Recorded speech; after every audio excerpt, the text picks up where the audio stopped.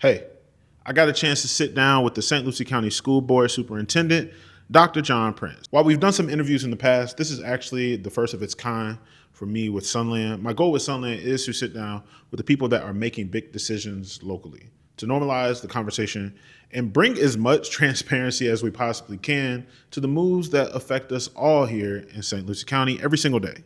This interview is mostly unedited, like 99% unedited. Just a real conversation about what's happening with schools in St. Lucie County. And if you stick around for this full interview, you're going to understand exactly what's going on with enrollment, with budgets, with new schools being built. You're also going to hear how St. Lucie County became an A-rated district for the first time in history. And if you're a parent or a teacher, or if you work in the district, you're going to hear directly from the superintendent on what the future looks like. We cover everything: the $7 million budget hit, why enrollment is down, how they're competing with private schools, what's happening with teacher pay and retention, the new schools being built as well, all of it. So let's jump right in. First of all, I want to thank you for doing this. Oh, absolutely. Nice seeing you again. Good to see you. Last time I saw you, you were on stage at Night of the Stars, Yeah. which I got to say is always an amazing and beautiful event. It's my favorite event of the year. Yeah, no, it's... Other than graduation. Okay, yeah, get them out the door. Right? Very, very close second. Gotcha. Well, I want to thank you for taking the time to do this. I want to get right to the meat of just what you're doing in St. Lucie County schools and sort of what the future looks like for St. Lucie County schools. Absolutely. Recently, as you probably well know, that there was a clip floating online. It was at a workshop meeting that you were having with the board, St. Lucie County School Board, where you mentioned a drop in enrollment. Right. Over the last 15 to 20 years, we can't recall a time where St. Lucie Public Schools saw a drop in enrollment. You know, we've been gradually increasing by between 800 to 1,200 students annually with all of the single-family homes moving into the area. But with the implementation of the Florida Empowerment Scholarship and the options that families have with regards to using those scholarships either to go to private school, home school, micro school, you name it school, there's plenty of options for our families. So this year we saw a drop in enrollment you know, we did not anticipate. Explain that for people. Couch that for us. Some of the numbers that you mentioned. Kind of give some color to that. Yeah. What does that look like? Well, it's complex, but I'll try to explain it as simply as I can. So a few years ago, the state enacted the Florida Empowerment Scholarships. And I think all legislation is well-intentioned. And it's really about, you know, the money should follow the child, okay? So if a kid can't afford private school, then they would get those dollars and they could leave a public school or a charter school and they could enroll at a local private school and use that as their tuition, okay? But now, all of the students that are in private schools, they also receive the Florida Empowerment Scholarship. So now the state is fully subsidizing students that they've never funded before. They're fully subsidizing private schools, and they're also, if you homeschooled your child, you also get those dollars as well. So it's kind of changed the landscape, and it's also created uncertainty because you used to be able to predict your enrollment from year to year. And our prediction, the state provides you different models. And we know that St. Lucie County is growing. In fact, they have 40,000 single-family homes going up in the next couple of years. So we always pick the most conservative model that the state provides us, which the state predicted we'd be up about 400 students this year. All right. Now, what happened was we were actually down about 150. So we were only down 150, but you add 150 to the 400, and that's 550 students. So that's about $7 million. So they take that money out of your budget in the middle of the year. So we, you know, have to account for that. The good news is when we saw our enrollment down at the beginning of the school year, we already put things in place to save money because we knew that the state was going to come and take. We didn't know how much, but we anticipated that. So throughout the year, we did a lot of cost-cutting measures so that there was no really impact on school operations. So the cost cutting came from elsewhere. Well, it comes, it comes within the district, but let's say we impose travel restrictions. If there was a position open that wasn't in a classroom, we froze those positions. Like we didn't fill positions, all throughout the year, so that we could save as much money as we can throughout the year. And in fact, we were able to pretty much break even this year with some of the things that we put into place to mitigate the drop in enrollment. Yeah, and with that, when you see those numbers as the person sort of leading this charge, how are you balancing infrastructure with seeing those numbers maybe taking a dip, for instance, with the new schools that are proposed to, be built? What's the thinking there? I'm assuming that those schools still need to be built. Sure. However, how are you couching that with seeing the numbers, taking a slight dip? Well, I think we're lucky because we're very well positioned right now to address kind of uncertainty with enrollment. One of our new K-8s that are going to open in 2026 in August is Tradition Lakes. And that zone, the red zone, is bursting at the seams. Our schools are overcrowded. So they're going to need to be offloaded.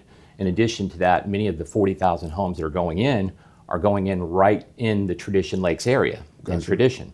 So we anticipate we're still going to grow in enrollment. I think we kind of anticipated this is almost a one-time reset, so we won't see large jumps in enrollment that we've seen in the past. But we're also finding that many parents that have taken advantage of the homeschool opportunity all of a sudden want to send their kids back to school. So what seems like a great idea, I'm going to homeschool my kid, all of a sudden doesn't seem like a great idea when they've been with you for 6 months. Yeah, gotcha. So we're seeing a lot of those students back in our schools. Interesting, yeah. And I also want to mention too, the rebuild and the combination, St. Lucie Elementary, Lawnwood, and Dan McCarty. Now, once again, that's actually going to save the district money because we're combining those three schools, and we're doing that cost neutral with some of the property sales that we've had, but also the amount of money that we sink into these older schools over time. In the next 4 years, we would be spending $30 million on those three schools just to bring them up to date with technology and infrastructure. So we're very well positioned to kind of adjust to the changing landscape that we've been confronted with. And, looking towards the future, how are you thinking about competing, I guess is a way to put this, with sort of what's coming from the state level, with all these different alternative schools popping up, charter schools, micro schools, et cetera, schools? What are you doing, what are you thinking about in terms of how you position St. Lucie County School Board as the place, no matter, the circumstances, the place to be? Well, competition is not a bad thing, and we embrace competition because I think competition raises the stakes, raises our game, because I want to be the #1 destination for families in our community. I want our families to believe that our schools are a destination for their children to get the best opportunity to thrive and grow. And I think that we are. I think the first piece of that is we've never performed better as a district. For 9 consecutive years, our graduation rates exceeded 90%. Only 3 districts in the entire state of Florida can claim that. And to give you a further example of the impact of that, how you can change a community. So let's take Fort Pierce Westwood, for example. So in 2013, if you were a black student at Fort Pierce Westwood, the graduation rate was 53%. Now, there's a study done that 80% of students that don't graduate never move more than 7 miles from the school they don't graduate from. So over time, if half the students aren't graduating, that creates economic decline. But for 7 consecutive years, if you're a black student at Westwood, you graduated at close to 95%. Now, I think last year or the year before last, 50% of the students who graduated from Westwood enrolled at Indian River State College. So because of the success of that school, we're changing the trajectory of students' lives and providing opportunities for them to thrive in our community. And not just that, because if you are educated and you graduate, most likely you're going to have children that's the expectation, that they're going to go to high school, graduate, go to college. And we're also providing career and technical education opportunities in our schools that are directly aligned to jobs in this community. We work very closely with the Economic Development Council, with some of the big box companies that have moved in, Amazon, Cheney Brothers, Walmart, they need forklift operators. With the hospitals, they need allied health. They need a phlebotomist to take your blood. We're producing those kind of employees, and those are high-skill, high-wage jobs for our students. Outboard marine engine, diesel mechanic. I'm just saying air conditioning maintenance. Those are things our students are learning in our schools that many of those we've included in the last 5 years based on local industries, because we want our students to thrive. If they're not going to go to college, that they have a trade or a skill that is going to allow them to make money right here in St. Lucie County. Beautiful. And I've heard you speak to that, and I appreciate that work that you're doing in your state college and with the EDC. Coming back up a level, and in the spirit of competition, how are you thinking about retaining staff in a moment like this, where there's so many alternatives, not only for students to go to, but also for staff to go to? Some may pay better, some may pay worse, benefits vary. Speak to how you're thinking about retaining the employees that you have here, and you can, kind of Sure. Well, I think it's cyclical. When you have a thriving economy where there's low unemployment, then it's more of a challenge. As the unemployment rate goes up, then our turnover goes down a little bit. However, it all starts with your culture. And we do have a culture of accountability in St. Lucie Public Schools, but we also have a culture where we're going to treat people the right way. We're going to treat everybody with respect. I don't care, whether you are a teacher in our system, a principal leading the school, or you're one of our bus drivers or maintenance workers. We have a culture that you're going to be treated with respect, and nobody's going to get rich in public schools. I'm just saying, there's, that's not, if you're out to to make a fortune, it's probably not going to happen in our industry. But I always say people don't quit jobs, they quit bosses. And I think we look very closely, we have one of the highest, one of the lowest turnover rates in the state. About 92 to 93% of our employees stay every year, and the industry standard is much lower than that. So we do a great job, and many of those are retirements. So we do a great job of keeping our folks and maintaining, I think, a high quality standard of accountability with our employees, but also doing it with care. Absolutely. And would you say the same goes not only for your teaching staff, but also your support staff, the people who are driving the buses, your bus aides, those positions, is the sort of the same sentiment that you believe that? Absolutely. And we do surveys. We do surveys with our teachers, with our support staffs, because I want to know what they think about their leadership. We do have our principals and our teams have plans in place. If, let's say, your climate survey is not very strong, we try to provide support to those leaders in those schools or in those on the operational side of the house, because we do care about what our employees think. One of our big initiatives, that we're considering, was actually on our last board agenda, is looking into going into a trust to lower our insurance costs. Our insurance costs are crushing our employees. They're really, really high. It's unacceptable. And a trust allows you to join other districts, and because of the sheer size of the number of people that are involved in this, it can lower insurance costs, because I think that's important for our employees, that we need to control some of those costs. In addition to that is affordable housing. Now we're working also with some of our properties to work with some builders of affordable housing that would prioritize, or through a lottery, give us a certain number of those units that we would be allowed to offer to our employees, whether you're a bus driver or whether you're a teacher. Because we're not just caring about what your work experience is. We understand those challenges as well, and we're trying to work within our community to be a good steward, and also to be a meaningful employer, because we care about our community and we care about our employees. I'm going to give you license to answer this however you choose. And I promise we're going to get to maybe a bit happier times. Yeah. I come from a family who is knee deep is not even the word. I think knee deep might be too shallow of a word. In their involvement in St. Lucie County School Board. I mean, everybody. Yeah. And I'm sitting here and I can understand what it is you're saying, but I'm trying to put myself in the position of people like my mom, my aunt, my grandma. Sure. And I'm just seeing the numbers on the board. Yeah. Numbers are declining. I don't know if there's a pay raise on the horizon. I don't know these things. Yeah. What do you say to those people? Because that is, You mean you say enrollment declining? well, when we see the numbers, the headlines saying, there's not many students coming in as we were hoping for. Sure. A $7 million drop. Yeah. And then we're also, we look at the economy at large. We know things are tough. We know things are hard. What do you say to those folks that are wishing and hoping for more, but that more might not be right now or on the horizon? Yeah. Well, let's put it this way. Once again, we're very well positioned because, St. Lucie County is open for business. We're building homes. So let's look at Broward. Broward lost 10,000 students last year. Okay, that's, $80, $90 million.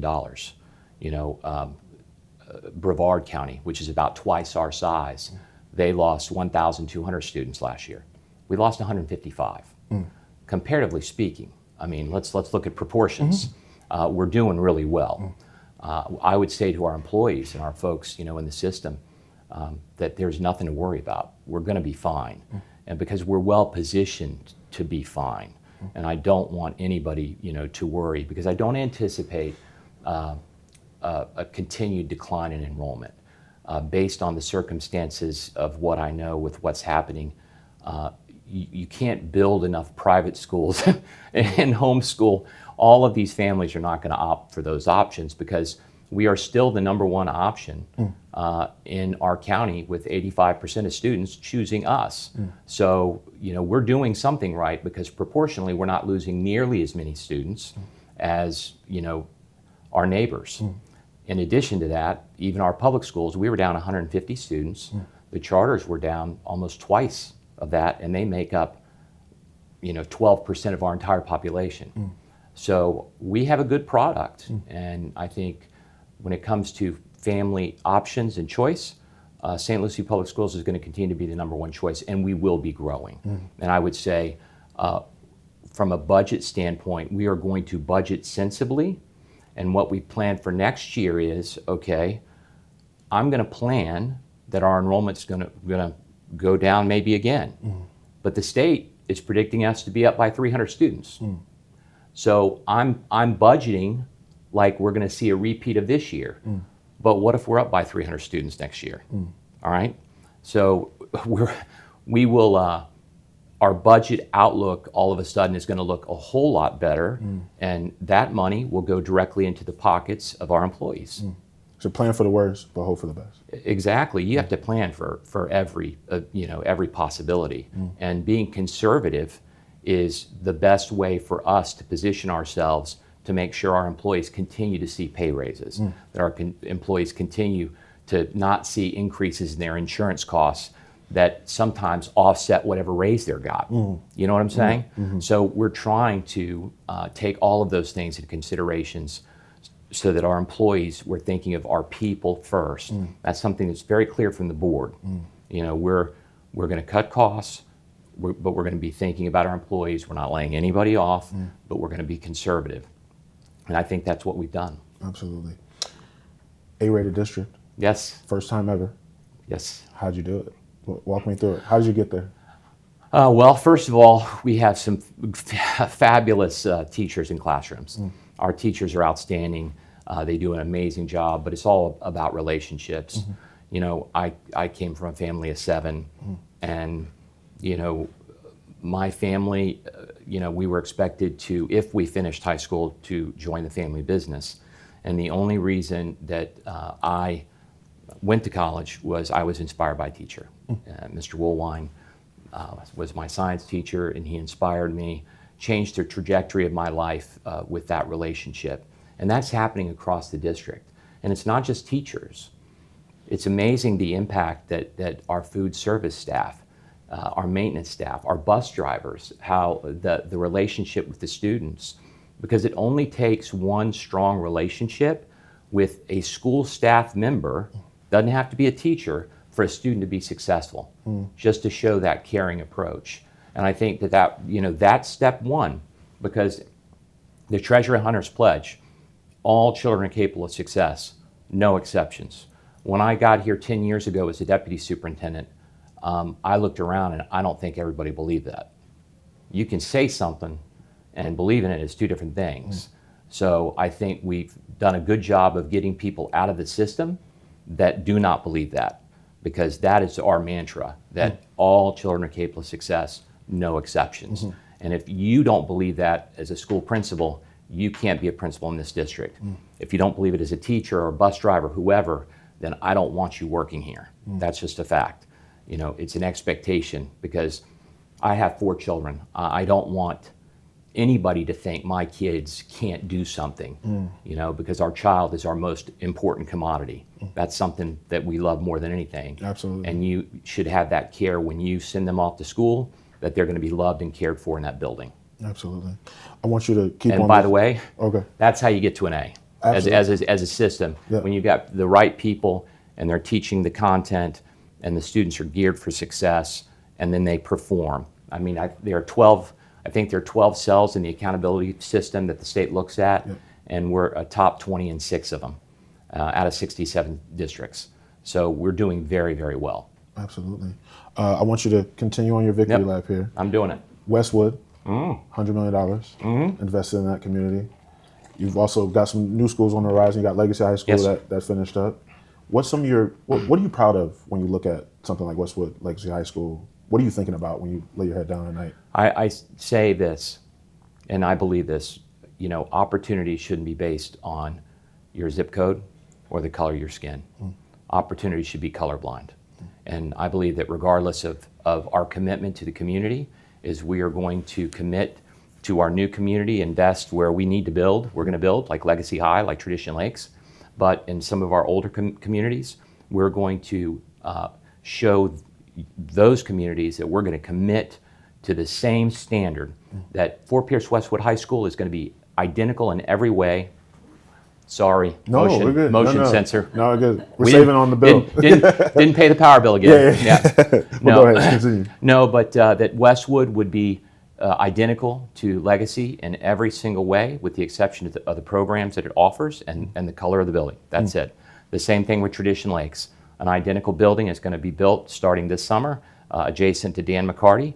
It's going to be identical to that school in every way, because those children deserve those opportunities. And regardless of whether you have a new school, old school, whatever, we're going to continue to invest and reinvest in some of our original communities, because the communities need to see that you care. You know, that what we say is demonstrated by our actions. I can say that opportunity should be colorblind, but if my actions don't match that, then words mean nothing. You know, Maya Angelou once said, you know, it's not, you know, what I say or do, it's how I make you feel. Absolutely.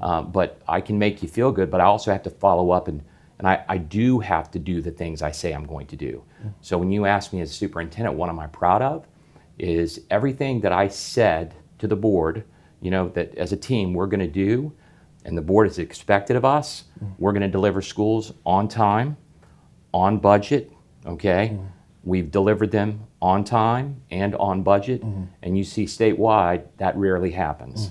And also that we've shown commitments to all parts of St. Lucie County, not just new areas. Absolutely. What year is this for you in education? 34. It's a long time.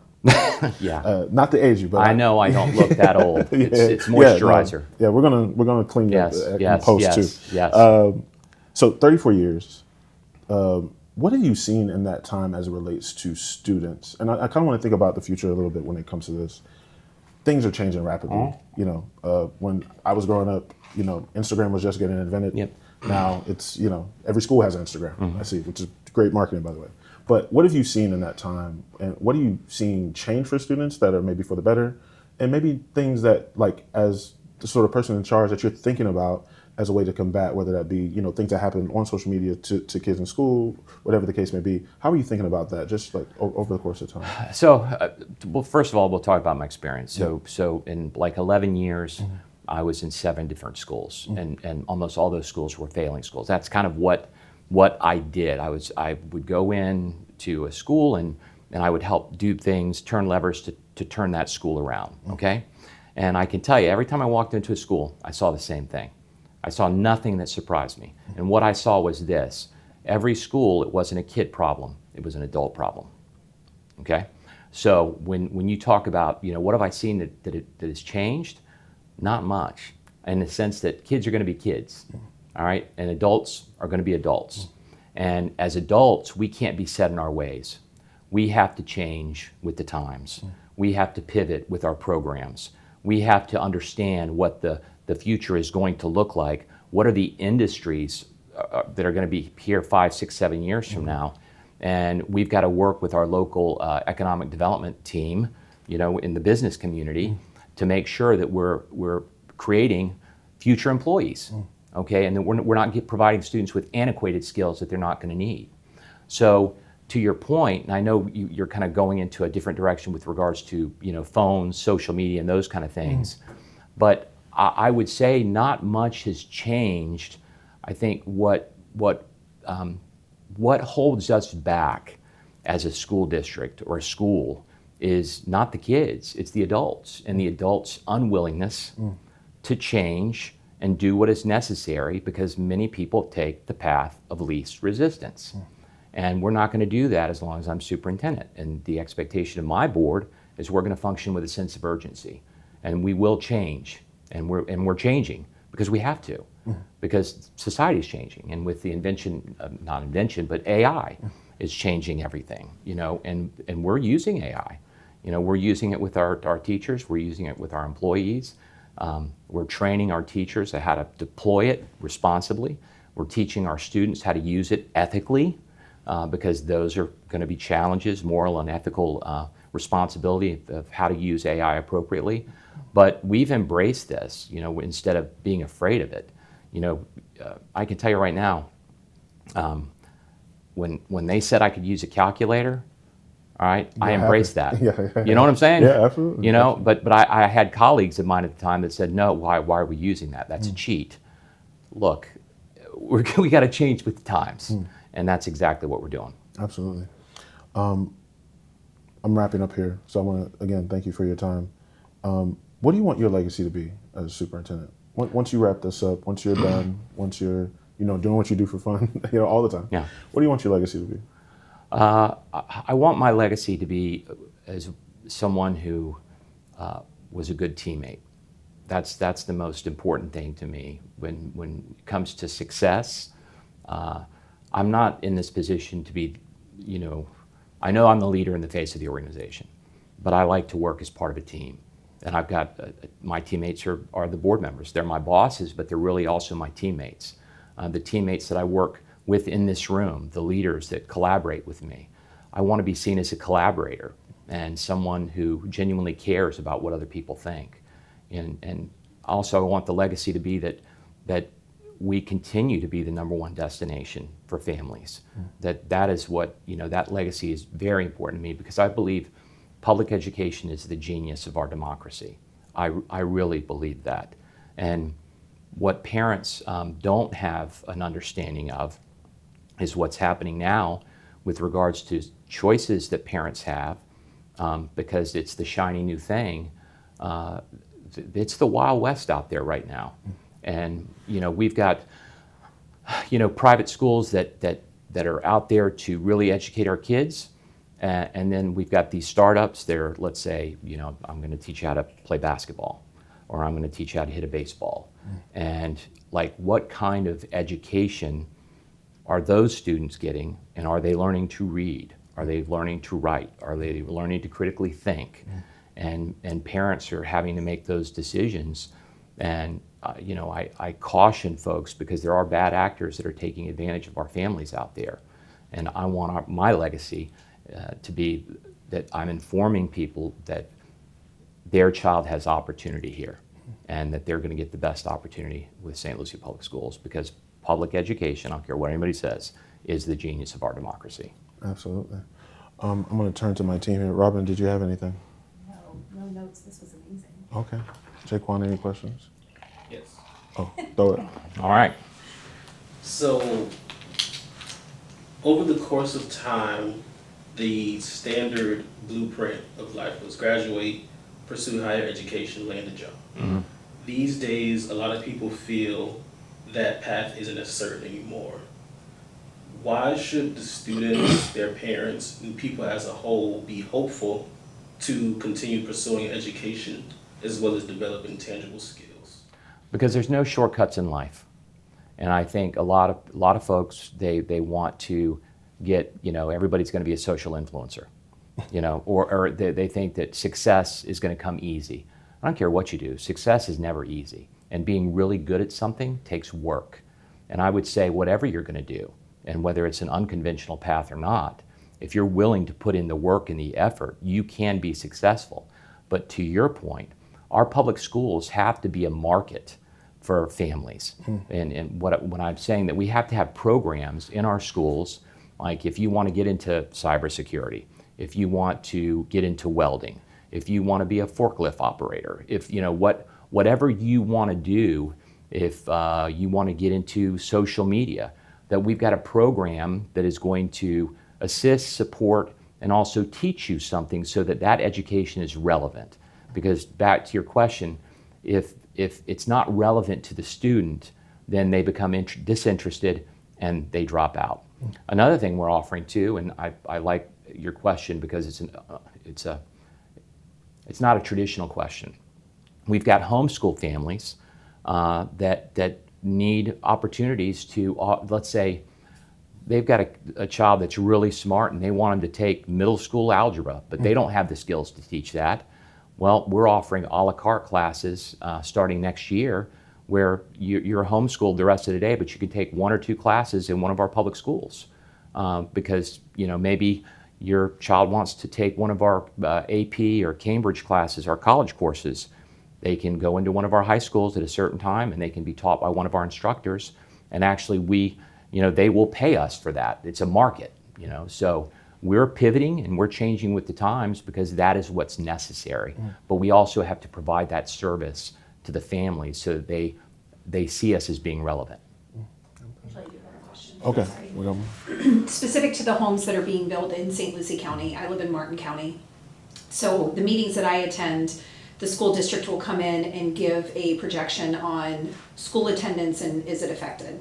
I love this idea that you have of working with the builders, with the lottery, or potentially who's able to live there. There's some great examples in Jacksonville that I'm happy to share with you that I brought to Martin County to look at. But also, specific to the developments that are being built, do you partner with any of the builders or with the county for the purposes of investing in the infrastructure to offset the costs of building these new schools? Explain, provide an example. So for example, if a builder comes in and let's mention these 40,000 homes that you mentioned that are going up, and you're working on a very conservative model, do you ever work with the county to negotiate the cost of infrastructure offsets to help build the schools versus it coming out of the taxpayer dollar for the St. Lucie County budget? Well, we get impact fees that provides that. We have folks that work as part of our intergovernment relations with regards to infrastructure. Because when builders come in, there's always arguments about who's building the houses and who's building the roads. Right. And those are always negotiated. I would say we have productive conversations with our county and our county commissioners with regards to what development is taking place and what schools are going to be necessary, and those are productive conversations. That's about as all I can give you when you say offsets. I don't think people understand the impact fees and how they affect things that are infrastructure based, and that could be stormwater management, that could be roads that have to be built, that could be traffic intersections that have to be created, and schools. And so I think from a Martin County perspective, one of the conversations that we have a lot, and I realize that's not your school district. The conversations that we have a lot are the busing of students that has to take place because now schools have an overpopulation and we're behind in building schools to accommodate the schools that exist. So just from that standpoint, going back to the beginning of your conversation, do you feel like it sounds like you have a good working relationship with the county to be able to predict and anticipate some of these accommodations that need to be made? And to your point, we work very closely with the county manager. Before it was Howard Timpton, now it's George Landry, to discuss development, to stay on the same page. We communicate all the time. because, look, we are all interconnected. That I think that's something we understand in our county, and I think when we talk about an A-rated district and those sorts of things, that's taken a lot of work because we have two primary customers, okay, as a school district. Number one is our parents. That's the number one customer. But the number two customer is the business community. So we have to work closely with the business community. And with regards to the business community, it's really important that you're on the same page as your county commissioners in your county and have a strong relationship, and you're talking a lot, and also your city managers, the city of Port St. Lucie and also the city of Fort Pierce. We communicate all the time. I meet regularly with them so that we're kind of on the same page, and I'm informed of what their plans are, and they're informed of what my plans are, and how can we work together, to make things happen, as we grow and develop. We do things a little bit differently here. We don't have our own football fields. That was something that was a little different, when I got to this district. Yeah. We have kind of regional stadiums. So as we build, we're having conversations, with the county with regards to, okay, where's the next regional stadium going to happen? How can we collaborate on this? And what portion of this can we pay and you pay, and so that we can meet the needs, because we need it as a football field, but you need it as something else, with regards to what you want to do in the county. So I would say there's a lot of cooperation and collaboration, at least in our county, but that has been very intentional. I would say as superintendent, and even my predecessor, Mr. Gent, when he came in, when I was his deputy superintendent, one of his main primary goals was to build a stronger relationship than what had existed in the past with your government agencies, and also your county and your city managers and leaders. Sorry, I went on and on about that, but yeah. That is hugely helpful, and I think for people to understand and appreciate the differences of why you would pick one county over another, there's many factors that come into play. And so I think from a Martin County standpoint, we are struggling with building on a very finite space of land, where St. Lucie County has a much wider swath. Yes. And so the homes that are being built do benefit the school system from impact fees. It just looks a little different. So for people where we are, it's just a different conversation. It's a challenge, different districts or different counties. Some are pro-growth, some are anti-growth, and you're balancing environmental considerations, and now you've got these data centers that are being looked at in our state and the community, and it's best to be on the same page, and it takes a lot of work, because what you want to do, especially from a standpoint with the public, is you want to be all rowing in the same direction, and when you're rowing against each other, then it creates challenges. And I'd also say, that's especially true when you have emergencies. When we had Hurricane Milton that come through, the school districts function as shelters. And when we have such a cohesive relationship with our county government agencies, with the Emergency Operations Center, when the tornado killed all those people up in Lake Park, they had to open additional shelters. They call me. We've got to get a shelter open immediately, because we've got survivors. We've got to transport them. We've got family members. We need mental health experts in. Those relationships are really important, that you can who to call, and that no matter what, they're going to pick up the phone, and it doesn't just have to be an emergency. It could be at any time, because we want to be on the same page. Absolutely. It's in our best mutual interest. It really is, Yeah, absolutely. Are you good as well? Any questions? Yes. Okay. Yes. I didn't want to ice you out. I was like, No. anybody can ask. I don't have any questions for you. Yeah, thank you. Yeah. Lydia, you got guys to can talk follow at up. lunch. Yes. Yeah. Any follow-up, Lydia? Yeah. Well, thank you for this again. No, thank you. And this has been fun. Thank you. No, I appreciate it, man. Absolutely. All right. Thank you. Take care.